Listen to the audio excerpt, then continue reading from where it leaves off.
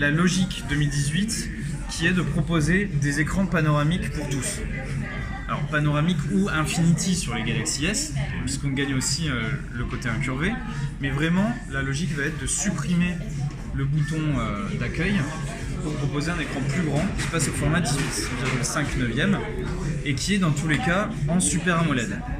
Donc là on peut le voir sur les A6 et A6 Plus. On va avoir des écrans HD+, pour le A6 et Full HD+, pour le A6 Plus. Au niveau des tailles d'écran, on est sur 5,6 pouces sur le A6 et 6 pouces sur le A6 Plus.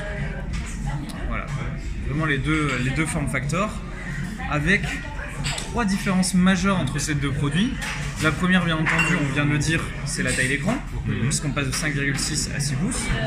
La deuxième, elle est mathématique, c'est la taille de la batterie. Comme on avait plus de place, vu qu'on avait un plus grand écran, on a profité pour mettre une plus grosse batterie. On passe donc de 3000 mAh sur le A6 à 3500 sur le A6 Plus. Et la dernière grosse différence entre ces deux produits, et ça va me servir de transition, c'est l'appareil photo. Puisqu'on peut voir que sur le A6, on a un simple capteur, là où sur le A6 Plus, on a un double capteur. Donc à quoi va servir ce double capteur ? Il va servir tout simplement à pouvoir faire les flous d'arrière-plan, c'est-à-dire ce mode portrait que vous connaissez, dans lequel l'arrière-plan... l'effet bokeh. Exactement, l'effet bokeh. Ceux qui connaissent ce terme. L'appareil photo principal, dans tous les cas sur l'un comme sur l'autre, va être un 16 mégapixels. Et sur les capteurs frontaux, en revanche, on a une petite différence, puisque le A6 va avoir un capteur 16 mégapixels et le A6 Plus un capteur 24 mégapixels. Et on a une ouverture 1.7 sur le capteur principal et 1.9 sur le capteur frontal. D'accord, donc l'arrière est quand même meilleur. Exactement. Ce que je peux vous montrer aussi sur l'appareil photo, donc bien entendu on garde l'interface qu'on connaît, donc c'est-à-dire qui va pouvoir être géré d'un seul doigt pour passer sur les différents modes, pour passer sur les filtres, pour passer sur l'appareil photo, sur le selfie. Et nouveauté, nous avons ici, hop là, un flash à LED. D'accord. Donc, ce qui va vous permettre pour prendre vos selfies. Frontal, exactement, flash frontal à LED qui va vous permettre de prendre vos selfies quand on est en condition de très faible luminosité, par exemple en soirée. Là je vais le couper pour pas aveugler tout le monde. Mais voilà, on garde notre bouton flottant, on va garder le selfie pomme, voilà, on va garder toutes les fonctions qu'on connaît chez Samsung et qui vont nous servir. Alors, pour revenir à ce que tu as dit tout à l'heure, pourquoi est-ce qu'ils sont un niveau en dessous des Galaxy A8 ? Effectivement, on va être un petit peu en dessous en termes de prix, et ensuite tout va découler.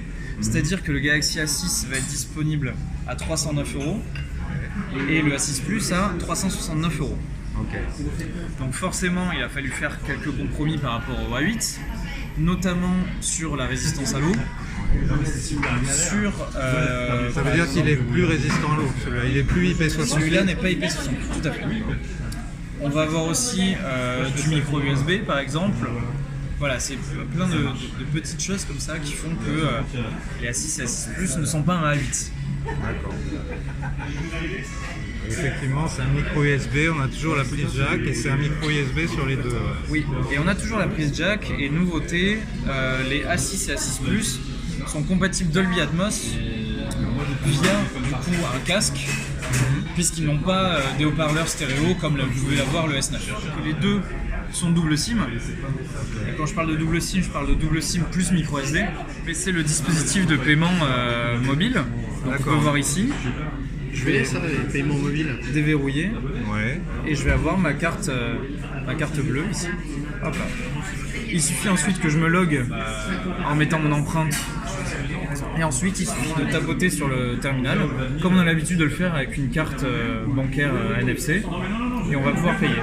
À la différence près que sur son smartphone, avec Samsung Pay, nous n'avons pas de limitation de montant, comme les 30 € qu'on peut avoir avec une carte NFC, puisque là, la limitation, c'est tout simplement la limitation qu'on va avoir auprès de sa banque